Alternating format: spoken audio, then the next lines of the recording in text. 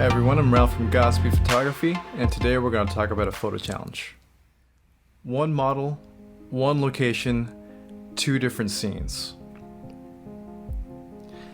So in this challenge, a little background, Angelica and I were supposed to have about an hour or two to do a nature portrait shoot, but she's an ER doctor, things happen, she informed me that we only have 30 minutes. So that's when we can get creative. We decided to do a challenge, two different looks. The first one, which is a sprite in an enchanted forest kind of look, and one dark forest kind of look. We're able to achieve this using one strobe. So for this first photo right here, we decided to use a location that had a lot of stuff going on in the background, very busy, that allowed flexibility for composition. And this location should also have very even light throughout to also allow us for flexibility for post processing. In this first photo right here, we did some portrait poses, and I exposed the camera, just natural light, no strobes. Expose the aperture and ISO to the subject, and the shutter speed I set for the background to be just a little bit darker, but not too much, actually almost even.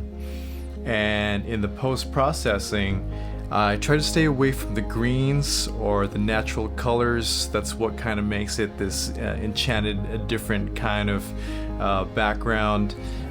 Shifted more towards the reds, towards the yellows just a little bit. I did a little blemish removal just a little bit, just to avoid the distractions. So it's like breathing, yeah, breathe into it. Beautiful.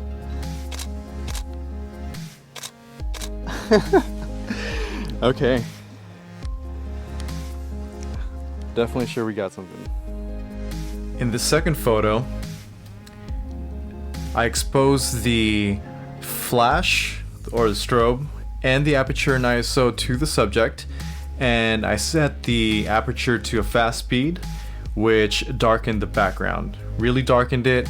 I aimed to just get some textures off of it. There's some residuals from the flash, and just to give it a really big contrast. Not too much in post, did some evening out of the lighting. Also removed some blemishes, not too much.